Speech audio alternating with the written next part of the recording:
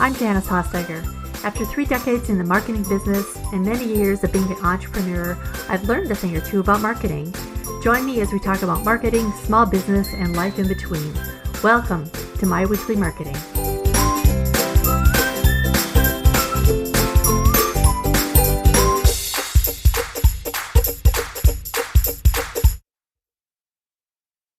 SEO, or search engine optimization, is one of those things that seems complicated. And don't get me wrong, it can be a little bit complicated, but I found with clients it's something that people like to put off, or they think they need a professional to do it. In reality, you shouldn't put it off, and you don't need a professional to do it. You might have a pretty new website, but that doesn't mean it's optimized for search. Google can't see how pretty your site is, but they do care about how informative it is and how well organized it is.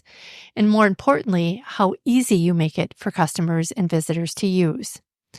If you're a larger business, you can pay someone to update your on-page SEO of your site. But in reality, as my guest points out today, SEO isn't a one-and-done thing, nor is it something that you can completely accomplish in just a few hours. SEO is a journey, and there's several things that you can do to improve it. So I wanted to bring on SEO expert Nadin Thomson. Nadin started as a website designer, and she still does that today. But SEO goes hand in hand with website design. And as she began working with small business and local businesses, she started to discover that there was a real need for many of her small business clients to understand SEO better. After all, good SEO can mean more traffic, more inquiries, and ultimately more sales. That was the beginning of Nadin's SEO Club, where she demystifies SEO for entrepreneurs. And she's a straight talker. She likes to tell you exactly what you need to be doing. So here's my conversation with Nadin. Welcome, Nadin. I appreciate you joining us all the way from Scotland. Hello.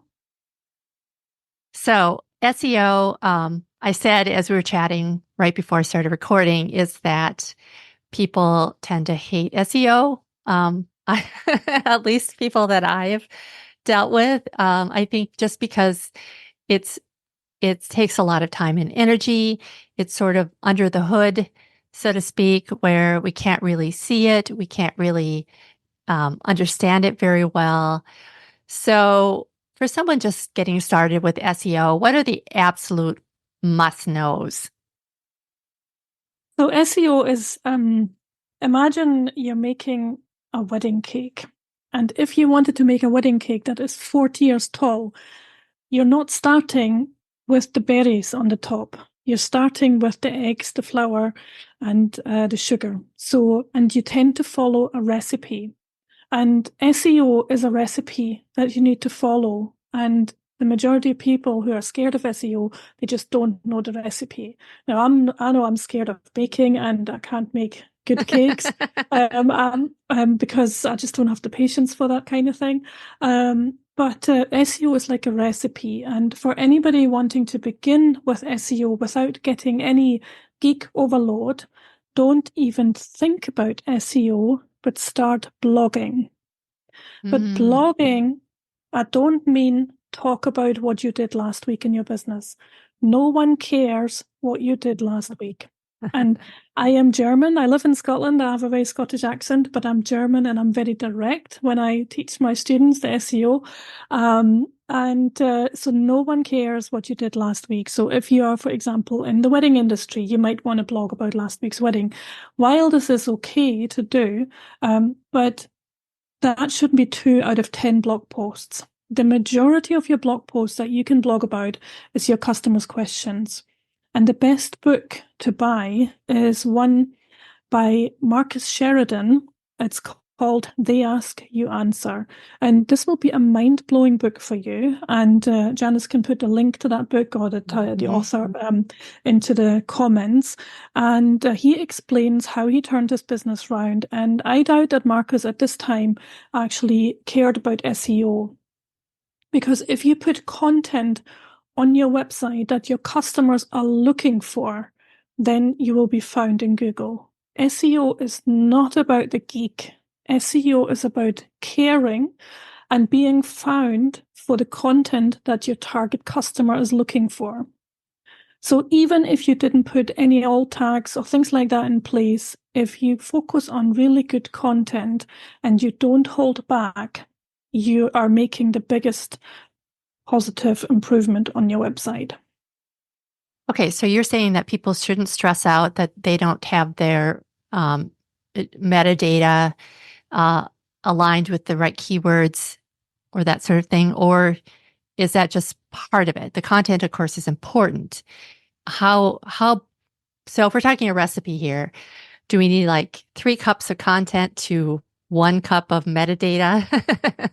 The metadata is important, and Mhm. meta title, the meta description, meta keywords don't no longer exist, or they're no longer used, so you can ignore them. And the meta description is just a short summary of what is on a page, and that Google might use your meta description, but in over 60% of cases, Google creates its own meta description. So even if you didn't have the meta description, with good content, you still have a chance to rank. But if you wanted to improve your content, so you want to use images, for example, that are not called image1.jpg, but the image would be called yellow wedding cake 3-tier, for example, .jpg. Mhm. And then you put an alt tag in. The alt tag was actually meant not for SEO, but it was meant for screen readers, for people who couldn't see the screen, and then it would read out what's in the image.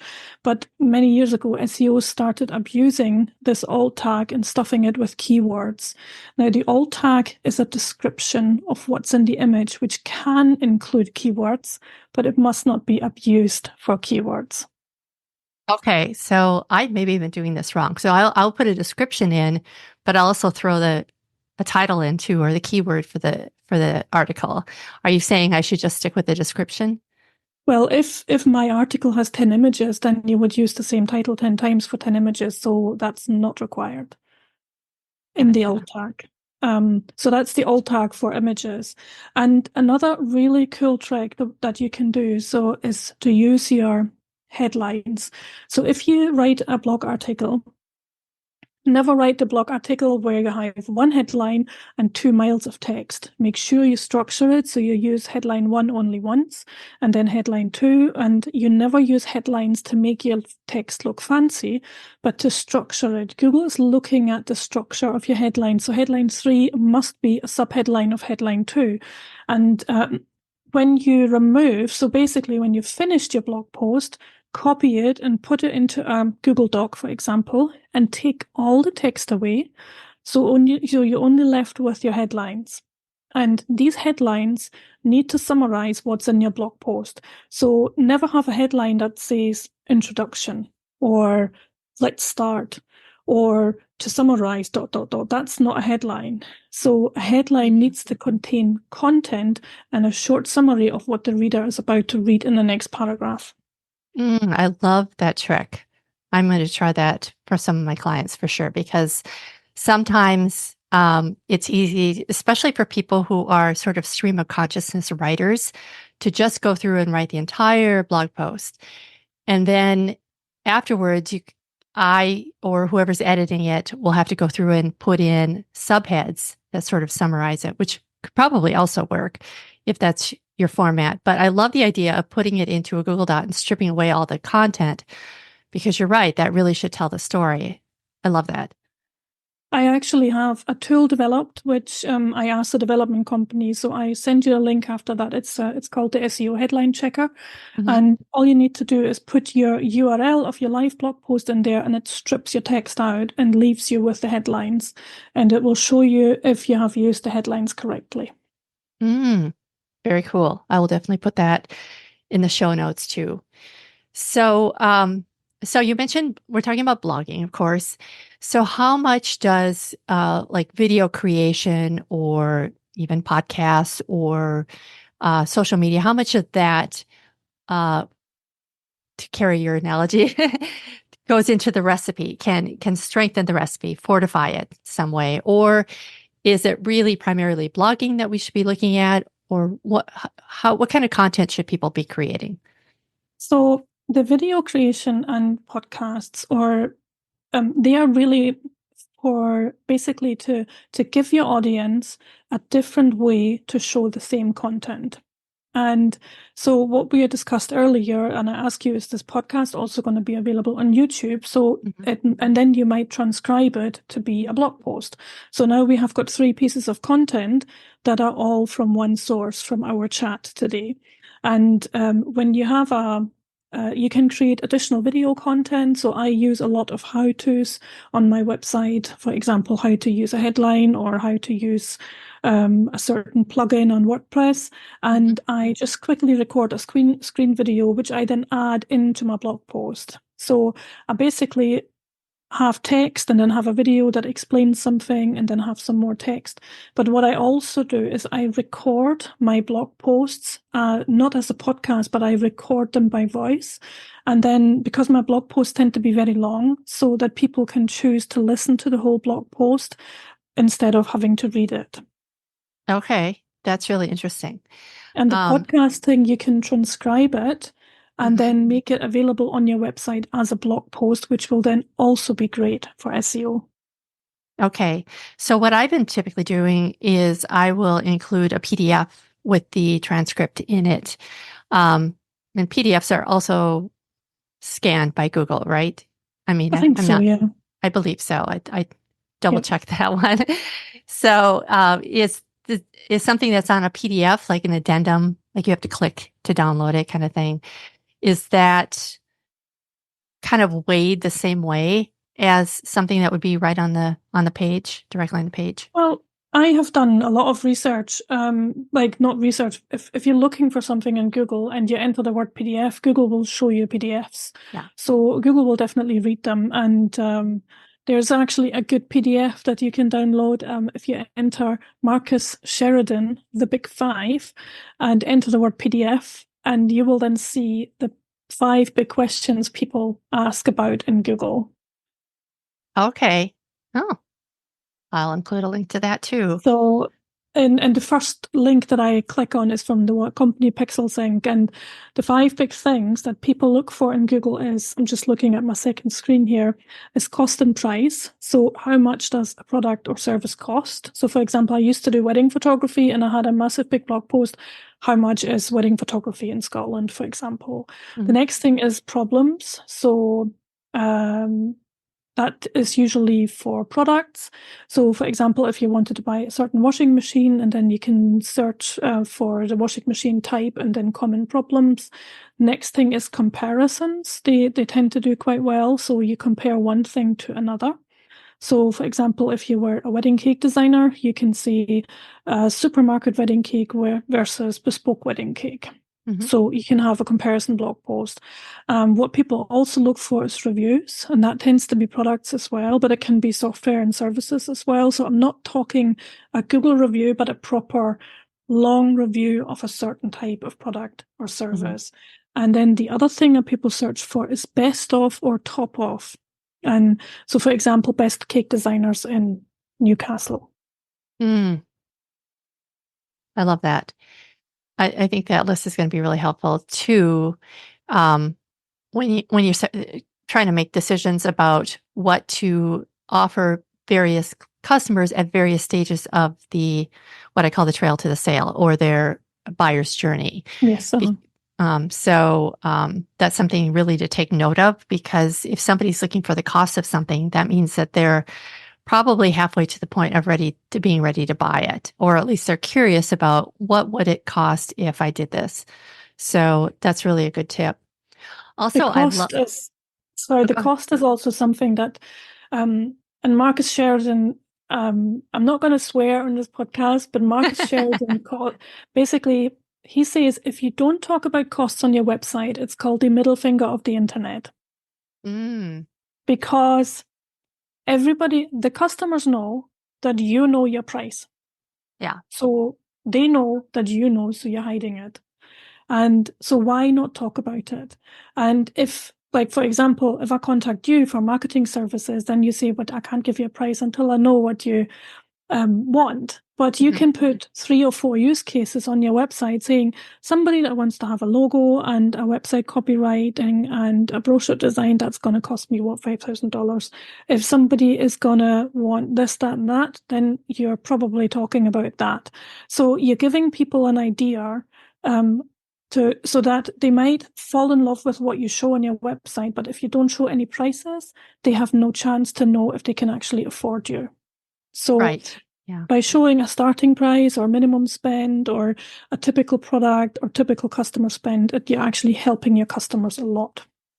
Oh, that's great advice, because I do get that question from people. I have my prices on my website for some things, and some of it starting at price, because it is difficult sometimes if you have very customized products or services, for sure. So what are some other common SEO mistakes that you see that people tend to make? Well, the biggest one is that I see, so I call keywords, for example, I call them like seasoning, and it's like salt and pepper. Uh-huh. Now, when, for example, I'm working on an upholstery website here, and the lady wants to rank for upholstery in a certain area in the UK. So the worst thing that people do is they use the word upholstery plus their location. So let's say upholstery Texas, or wherever you are just now, upholstery Texas, and they use the same keyword on all the pages on their website. And every page on your website. So this is a good sentence to understand, and it's not me that coined it. It's a digital marketer called Andy Cristodina. He's from Chicago. He said, Google does not index websites. Google indexes web pages. So that's a huge thing to understand. They don't index websites, they index web pages. So every single page on your website, regardless if that's a blog or a page, all of these entities are pages, and every single page needs to have its own keyword that you want to rank for. And then the keywords all around that one keyword that are supportive of that. And yes, you can have additionally the keyword that you want to rank for, but if, for example, the sofa website I'm looking at here on my second screen, there is an upholstery one, but then we talk about modern sofa reupholstery. And this is all about modern sofas. This is not about vintage or older ones. So in the vintage one, it will all talk about vintage, but it will never mention the word modern, if that makes sense. Yep. So the keywords need to be sprinkled as seasoning. And if you put the same keyword on every single page, that is like pouring your salt jar all over your website with the same keyword. It essentially, they cannibalize each other. Yeah, Google doesn't know what you want to rank for on a certain page, so Google won't rank you at all. Or rank the page you don't want to be ranked, Exactly. which I've seen happen too. Okay. So what about running like paid ads? Like they don't call them AdWords anymore, but Google search ads. So you want to rank for some certain ads, and so you do some Google search ads. Does that help your SEO in the long run, or is it sort of separate from SEO? So it helps your reach so that you get in front of more people, obviously. But Google actually keeps the Google ads and the SEO completely separate. And you can switch them on and you rank, and you switch them off, and your domain rating is still very, very low. Now, I have spoken to a client recently, and he said, "Oh, one of my competitors, they are everywhere, because whatever I enter, they are everywhere." And I looked at their domain authority; they were zeros across the board. They had no keywords on the website. Wow. So my professional SEO software couldn't find anything. And even though the website's been there for maybe a year or two, and but they are running Google ads, and that's why he sees them everywhere. If they switch the ads off, that website wouldn't exist in Google. So it might have a small boost, but it's not really fair, because Google says it's not fair for the Google ads to then boost your organic SEO, because these are two different things. Gotcha. So even though you may get a lot of traffic from a paid ad or paid keyword, it's not going to be something that Google takes into consideration when they're ranking your page. So Gotcha. this is similar. If you go to Instagram, for example, and I know there are different opinions on that, but I always think that if a platform gives you a native boost option, then we can use that boost option. So boost post, for example. So if I don't boost my posts, I get 1 or 2 followers per week.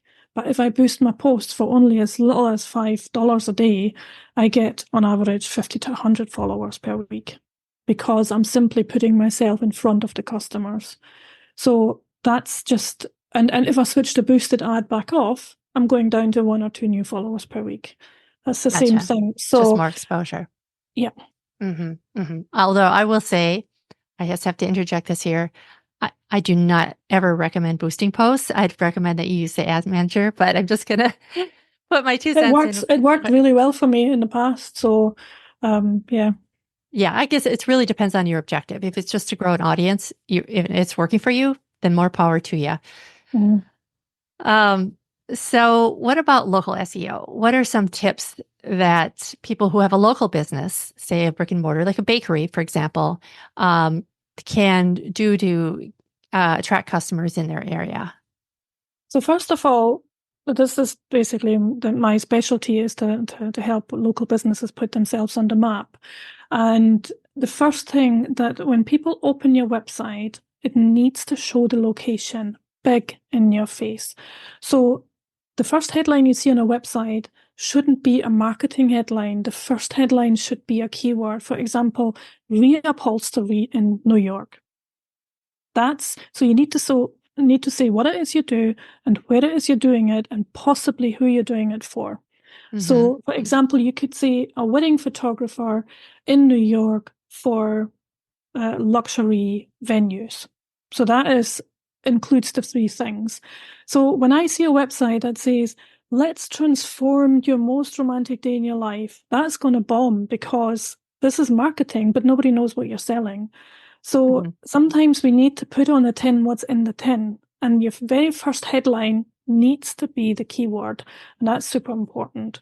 And the keyword and the location. And then the location, I see this so often, especially with local businesses, that they don't mention their business address. And I can see why, because they work from home. They don't want to show their home address on their website.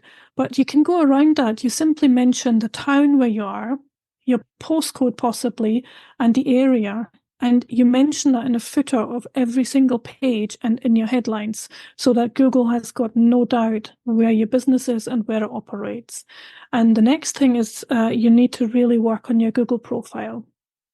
Now, if your profile has been suspended by Google, please, please, please make an effort and contact Google. And you may need to contact them 20 times until you get it right. But you can also look up on YouTube how to unsuspend a Google profile or how to get a Google profile unsuspended. There are really good videos that help you find out what needs to be done. And Google, for example, needs to have proof that, video proof, and you just need to record it, and you just need to put in the legwork, read the terms and conditions on the Google website and follow it to the T. And I've helped quite a few people who had a Google profile suspended and just reestablish it and get it back up. So that's super important. Put photos up there, upload your logo, upload pictures of your location. If you don't want to show your location, show your products.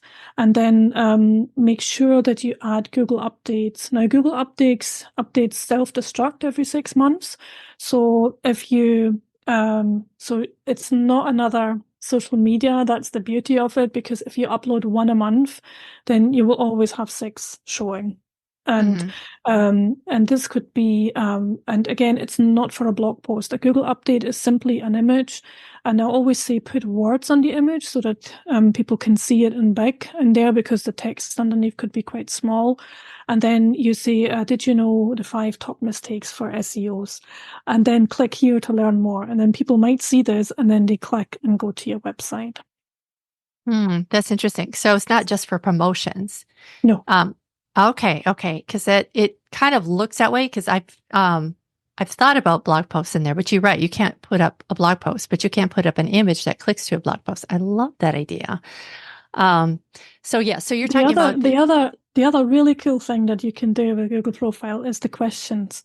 So there's a section in there that says questions. Now, you as the business owner can ask the questions yourself and answer them yourself. So this is a good one. If you have got like the top 10 most frequently asked questions that your customer ask you all the time, you pop them in there as yourself and you answer them yourself. So people get an overview of the type of things that you do if you answer people's questions. So that's something that you can add to your Google profile. I love that. I love that. And because people Google questions too, so it may pop up in the search results as well, right? Hopefully, maybe.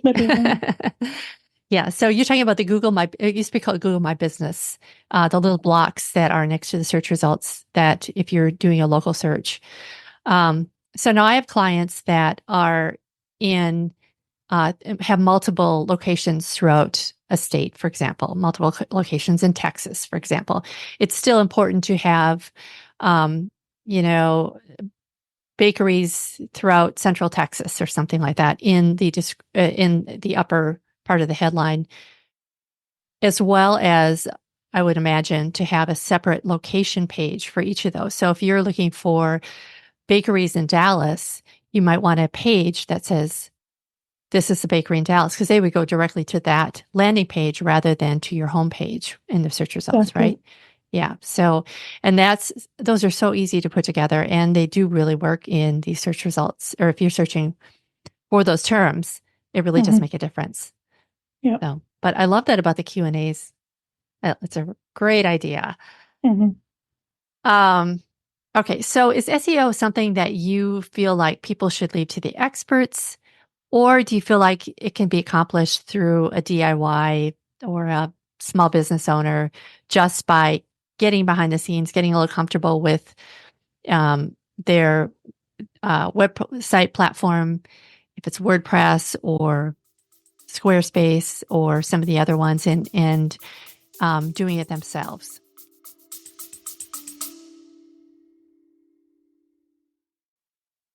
Hey, friend. If you've been listening to this podcast for a bit, you know that I put my heart and soul into producing it each week so you can get the most value from it. So I'm completely honored and thrilled to have been nominated for the Women in Podcasting Award.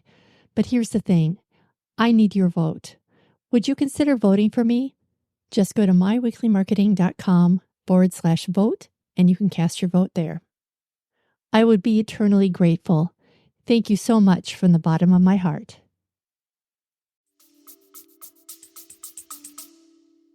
It really depends where you are in your business. There are, like, I work, like my main business is building websites and doing SEO for big companies, but my SEO club is for micro businesses, so single business owners who really don't have the funds to outsource SEO. And so I've got an online course that tells people step by step, because with SEO, it's so big. Where do you start? But most people start with the keywords, which I then call the cherries on the cake. But if your website is wrong, if your website is not set up to actually convert visitors into customers, then there's no point in starting to think about keywords. So a lot of times people want traffic to their website, but if the website isn't set up right to actually turn visitors into customers, then there's no point in driving traffic. So my first step is start with the eggs, with the flour and the sugar, fix the website, put lead magnets in place, put contact forms in place, put reviews in place where they need to be. And then basically from then on, we start working on SEO, and I basically explain every single step on a weekly basis. So a new week, a new concept, you then add this to your website, and you don't want to spend. So I see this quite a lot of people who want to do SEO themselves. Like they think, oh, I'm going to do SEO on Sunday and that'll be that. Now, SEO is never finished. SEO is better for you to spend 2 or 3 hours a week than 8 hours and then not touch it for a month or two. So regularity of content updates on your website is super important. And yes, you can learn it yourself. There's not, and the thing is, people are really scared of the geeky stuff. There are just a few terms that you need to understand and get to grips with, and then just good content creation. And if you have got an Instagram account and you scroll to the bottom of your account, your first 10 posts, if you kept them there, they will not be exciting. But if you started a following, you learn so much more about your audience the more you post. And so I have kept my Instagram posts there from the very start, and they look completely different to what they look now. And this will be the same with your blogging and your website. So digital ink is never dry. So you just always work on it. And your website and SEO is about caring when your customer searches for the information they're looking for. So you want to show up when they need you. Love that. I love that term. Digital ink is never dry. I have to. Andy Crestodina said that one again. Okay. So what about, so you're talking about on-page SEO, but I love that you're also starting with the website itself, because if your website doesn't make sense to a visitor, so let's say you have that bakery, you need maybe a page that has cookies, one that has cakes, one that has muffins, I don't know. And so the URLs also have to reflect. So if you have one that says, I don't know, I'm drawing a blank here, cakes, let's do cakes. And then you may have a subdomain to that one, or sub level, a different level that is wedding cakes versus birthday cakes, and so on and so forth. So if you don't have that structure laid out in a logical format for your customers, Google's not going to like it either, right? So that's true. Yeah. So that's what you're saying, is that you need to start with your website so that people know exactly how, and Google knows exactly how your site is laid out, so it makes logical sense. And the same with blog post. Yeah. I get this question quite a lot when people go to Google and they see that a website is linked and then it's got 5 additional links below the website, and they say, oh, I want that. How do I do that? It's like, well, you structure your website well, and Google might consider that, displaying that. So it's not something that you can do and request from Google. It's something that happens if you have got a good website set up. And probably traffic too, I would imagine. If one of those subpages gets a lot more traffic than the others. Yes. I don't know. That's always been my theory. No, that's true. The most frequented pages, they are then also listed there. Okay. So what about backlinks? How important are backlinks? I get this all the time, and I think backlinks in my membership, that's something that people struggle with the most, because they basically have to reach out to total strangers and ask them for a favor. But there are many different ways to get backlinks, and one of the ones that is a bit bone of contention is citations. So citations is you use a service like Bright Local or Moz Local, and you pay them so that your website is submitted to other business directories. But I have found in many years, the last few years, that it didn't make a huge difference. So it doesn't. So if you're listed on the Yelp or whatever business directory, you're not suddenly go from a domain authority of 2 to 20. It doesn't happen. So you might go from 2 to 2.1. So these things are useful, but they're not crucial. So the ones backlinks to do, I'm going to tell you a quick trick. So here's, if you go to your accountancy software or bookkeeping software and you look at all your suppliers, you take a note of all the suppliers, and then you look at their websites. Now, a few of those people might show testimonials on their website with a little photo and a link to the company. If you like working with that supplier, send them a testimonial with a little photo and a link, and they might include that on their website. So very good idea. It's legwork that you have to do. And there are a lot of companies out there that do guest blogging and where you can buy backlinks. I would say be really careful employing them, because your website might end up on hundreds of spammy websites that can be more damaging than is actually good. So local businesses should reach out to other local businesses that are related to your industry.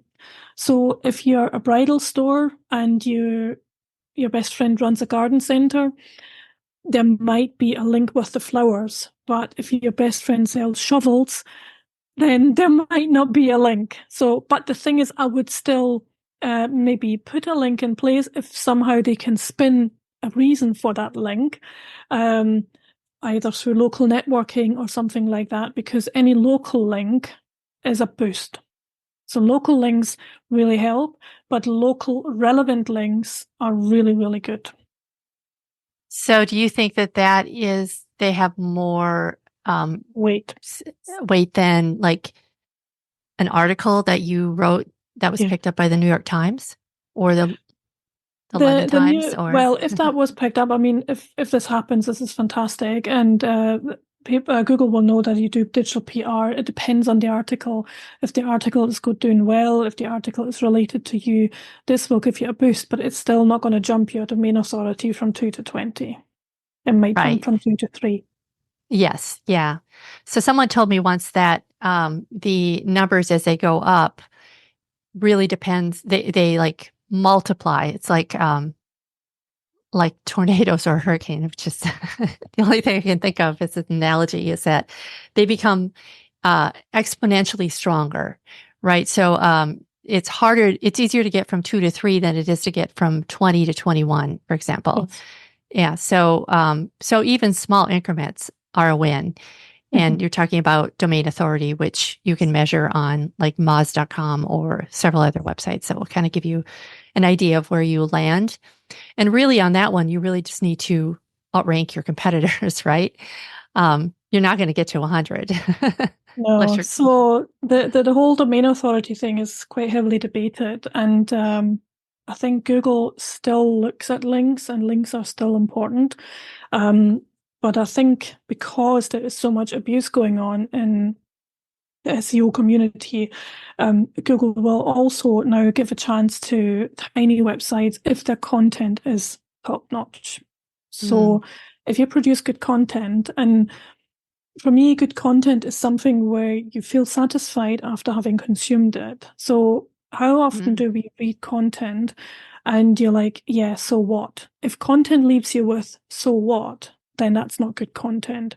Content should leave you with satisfaction that you've learned something and that you've spent your time wisely consuming it. Okay. So how can I tell or how can I measure if my SEO efforts are really paying off?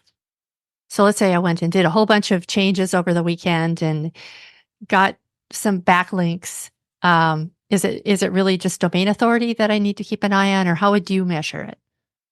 So when I do SEO projects for clients, obviously we're looking at higher visitor numbers and more inquiries. So these things, and not necessarily, you don't need to go from 10,000 to 20,000 visitors a month. If you have 10,000 visitors and we improve the website and we go from 50 inquiries to 100, and we don't need 20,000 visitors, and that would make, with 20,000 visitors, we could get 200 inquiries, if that makes sense. Yes. So I work with small businesses, but they're like a small business is considered up to 250 staff. So micro businesses, anything under 10.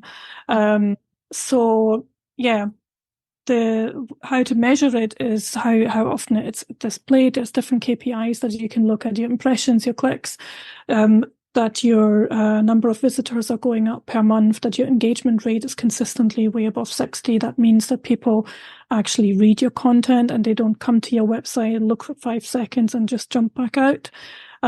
So if your engagement time, also your session time is quite long, way over a minute, then that means your content is good or better than average, because the average or a bad engagement time is anything under 45 seconds.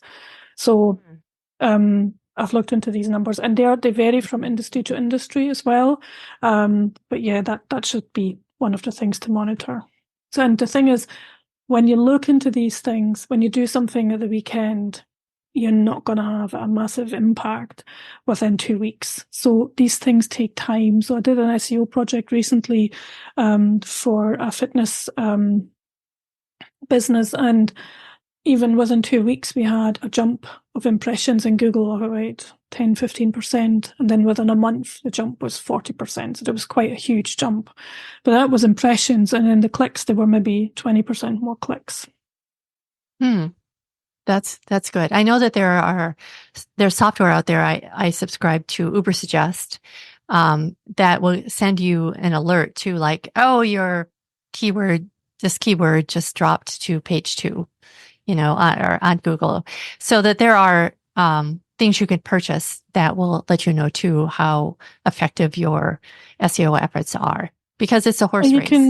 You can get that in the Google Search Console. Google Search Console will tell you which keyword is ranking. So Ubersuggest is just another SEO tool, but the Google Search Console tells you everything about your keywords that you need to know, and it is from the source in Google.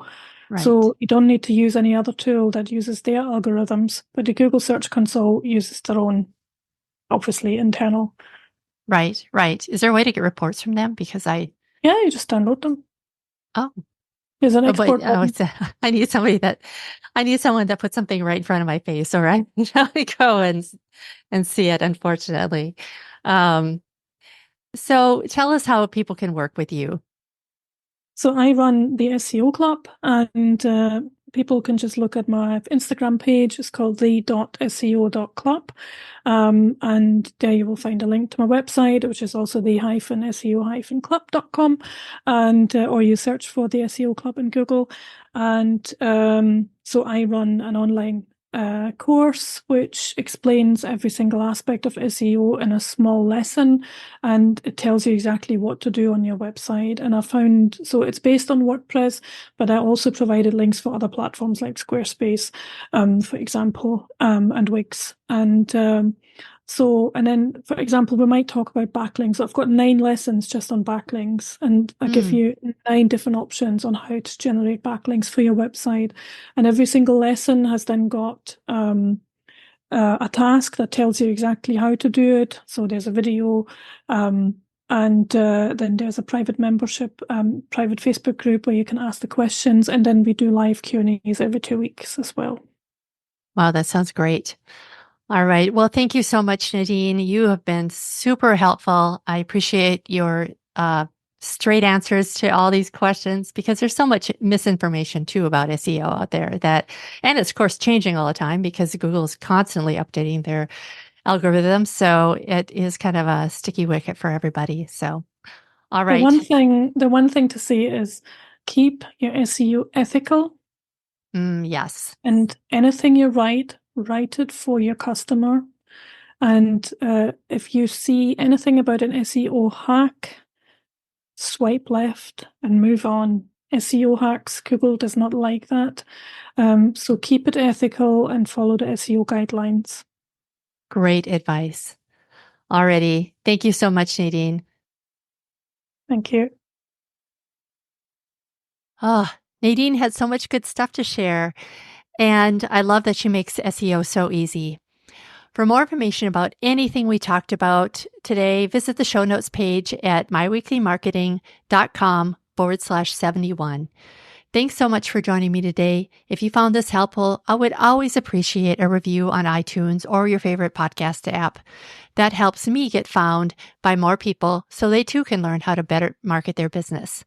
After all, a rising tide lifts all boats. Thanks again. See you next time. Bye for now.